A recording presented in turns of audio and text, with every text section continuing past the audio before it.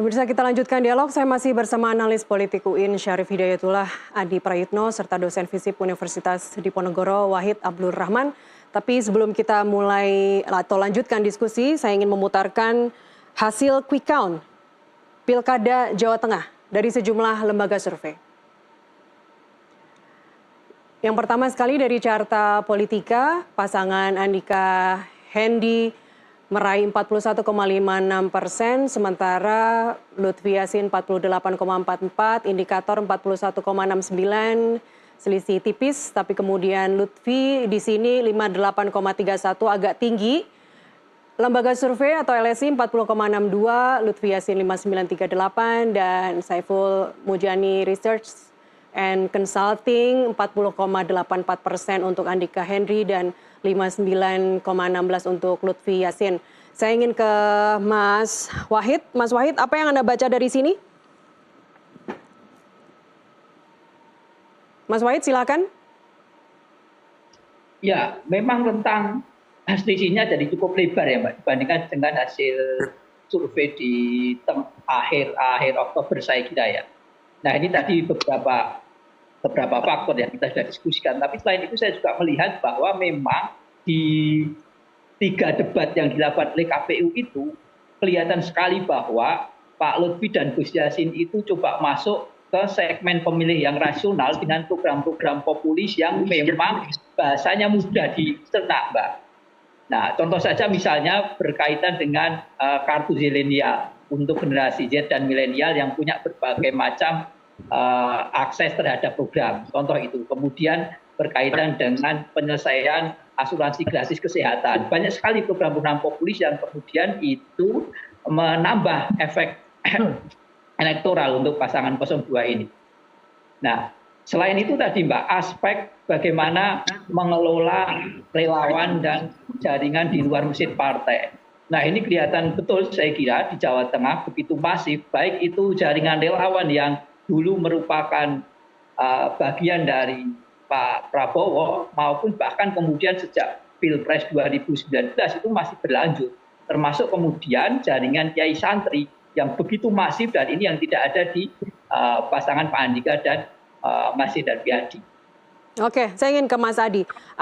Kalau dibandingkan dengan perolehan PDIP di Pileg yang 25,9%, kemudian sekarang pasangan Andika mendapatkan 41% hasil hitung cepat. Apakah ini menurut Anda memang salah secara kuantitatif hitungan di awal? Bahwa karena ada 2 paslon, maka salah satu harus memenangkan 50% lebih suara. Sementara kekuatan PDIP belajar dari pengalaman Pileg adalah 25%. Ya saya kira memang Pileg dan Pilkada itu adalah 2 hal yang berbeda. Karena seringkali kalau Pileg itu kan daya ukurnya adalah bagaimana partai itu juga bekerja dan caleg-caleg yang bersangkutan. Jadi apakah Pileg itu rendah atau tinggi itu kan akumulasi dari kerja-kerja politik yang dilakukan oleh partai dan caleg ya.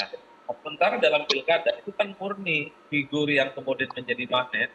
Apakah sang figur itu bisa diterima atau tidak? Jadi kalau kita melihat pada pertarungan di Jawa Tengah yang dilihat itu sejauh mana Lutfi dan Gus Yassin itu memiliki daya pikat politik yang kemudian membuat pemilih di Jawa Tengah itu jatuh hati memilih dan datang ke TPS. Begitupun dengan Andika Perkasa.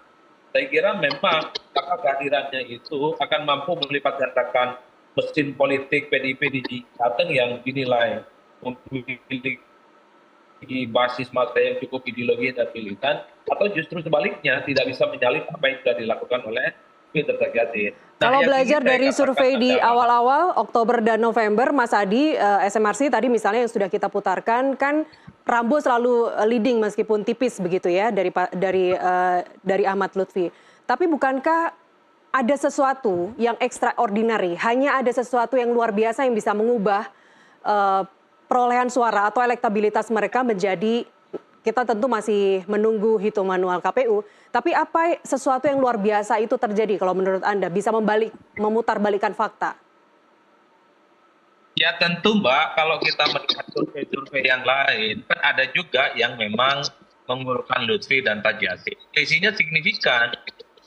Itu yang saya kira memang kalau kita mengacu ke beberapa survei di Jawa Tengah, ada yang mengunggulkan Lutfi, ada juga yang mengunggulkan apa namanya Pak Andika Perkasa. Itu dua hal yang saya kira memang per hari ini masih perdebatan.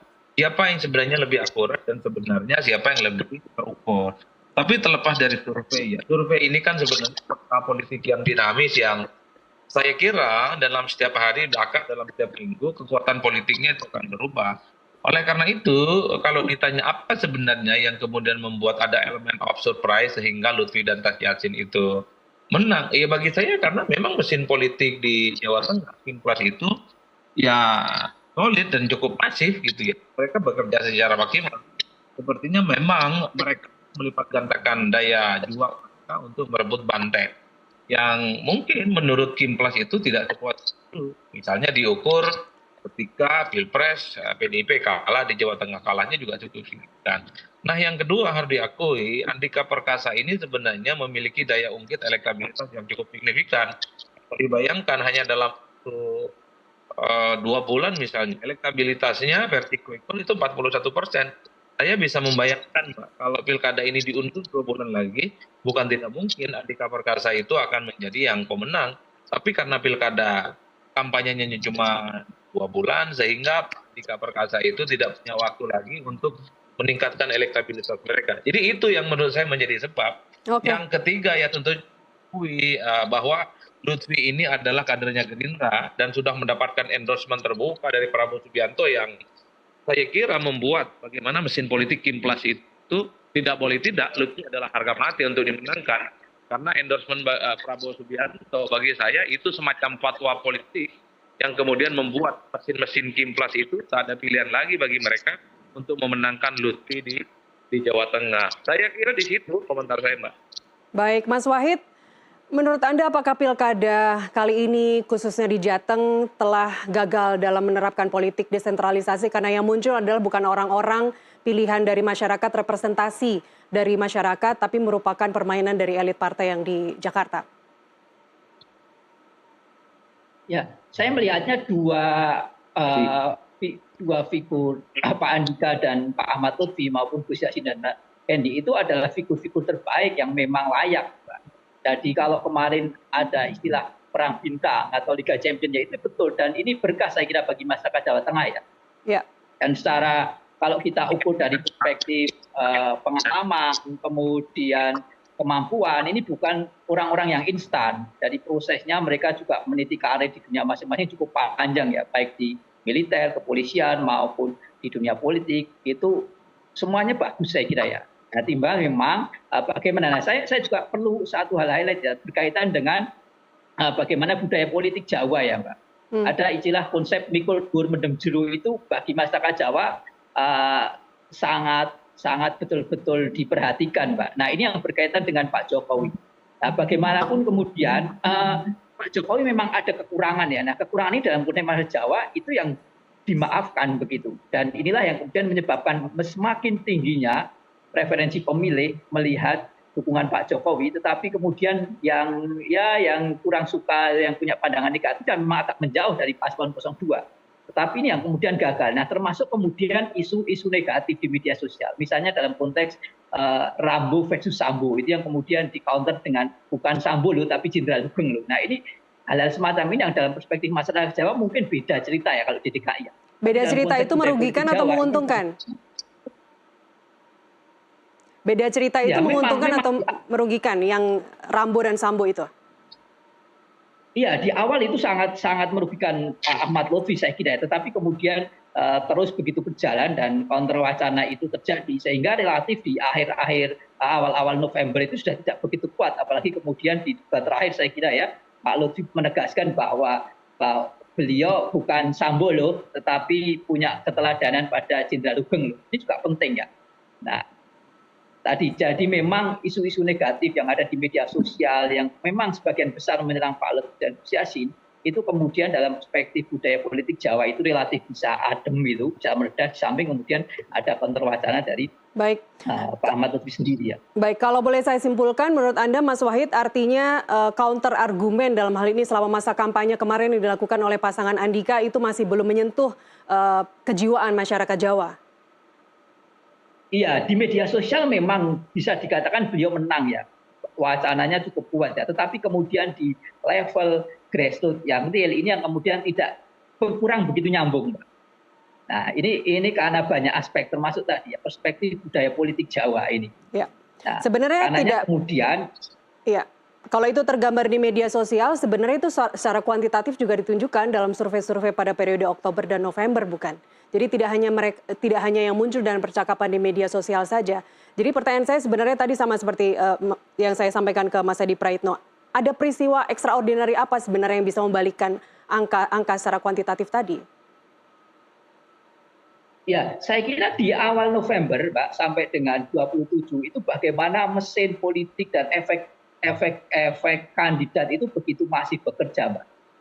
Contoh misalnya di sepanjang Pantura, itu saya kira juga semua melihat bagaimana kemampuan misalnya jaringan alumni pesantren Sarang, tempatnya Gus Yassin, itu bisa menguasai banyak kabupaten kota dan itu digerakkan kenapa? Karena kepatuhan, karena ketaatan, hormat santri kepada guru, kepada putranya guru ini luar biasa. Dan ini yang kemudian di Paslon 01 tidak punya, Mbak. Oke. Ada Gus Umar sebagai ketua tim, itu memang berhasil masuk ke pesantren, tapi tidak bisa masif, Mbak. Inilah yang kemudian memang mengkristal di 2-3 minggu terakhir. Ini saya kira faktor itu sangat lebih terbuka. Oke, artinya politik patronnya masih sangat kental di Jawa dan itu yang belum tersentuh oleh pasangan Andika. Mas Adi, ada yang ingin Anda tambahkan? Ya, secara prinsip kalau kita bicara tentang kontestasi pilkada ya, ini kan sebenarnya all in. Bagaimana sekecil apapun mesin politik itu memang harus dimaksimalkan, dikapitalisasi untuk memenangkan pertarungan. Nah, harus diakui ketika banteng ini dikeroyok oleh mesin politik Kim Plus, ini kan sebenarnya secara kalkulasi politik kan tidak apple to apple dan tidak head to head. Karena kalau dihitung rata-rata, memang di atas kertas, satu partai melawan begitu banyak partai politik, itu memang secara kalkulasi politik tidak berimbang. Dan kita bisa menyaksikan di Jawa Tengah betapa memang mesin Kim Plus itu bisa bekerja secara maksimal. Ini yang saya duga mungkin karena faktor endorsement Prabowo secara terbuka.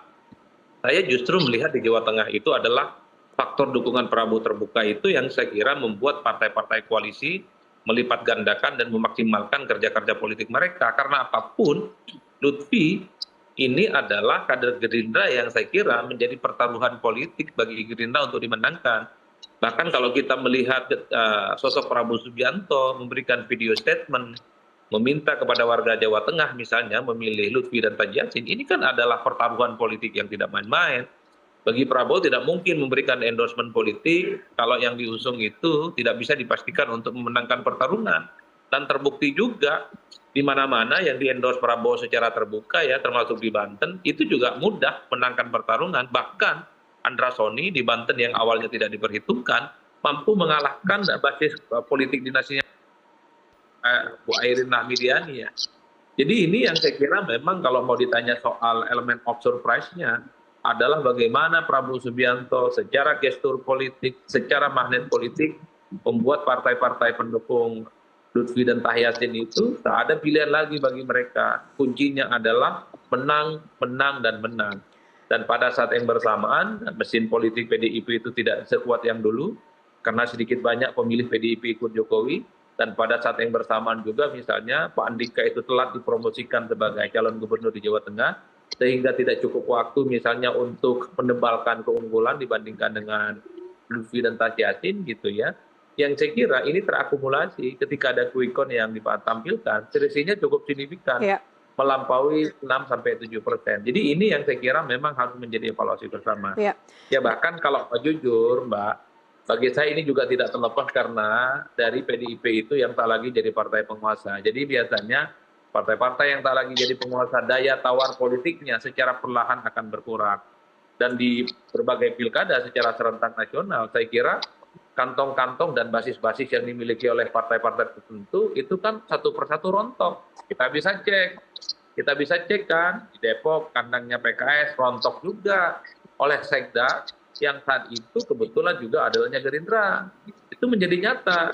Oke, Kemudian misalnya di Banten baik. kandangnya Airin, kandangnya Golkar juga rontok satu Ya. persatu dan dikuasai oleh kadernya Gerindra dan termasuk di di Jawa Barat dulu kandangnya PKS beralih jadi kandangnya Kuning dan per hari ini adalah miliknya Gerindra. Jadi Ya. ini adalah siklus kekuasaan yang saya kira secara alamiah siapapun yang menang presiden dia akan kecenderungan akan begitu banyak memenangkan pertarungan di pilkada. Dan harusnya pemenang pemilu, partai pemenang pemilu juga ikut jackpot di pilkada-pilkada. Tapi komentar sedikit Mas Adi tadi kalau Anda mengatakan bahwa PDIP saatnya dalam tanda kutip puasa dulu.